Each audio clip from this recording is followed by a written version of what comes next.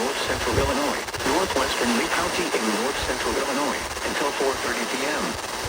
At 3:55 p.m., a severe thunderstorm was located near Rock Falls, moving northeast at 50 miles per hour.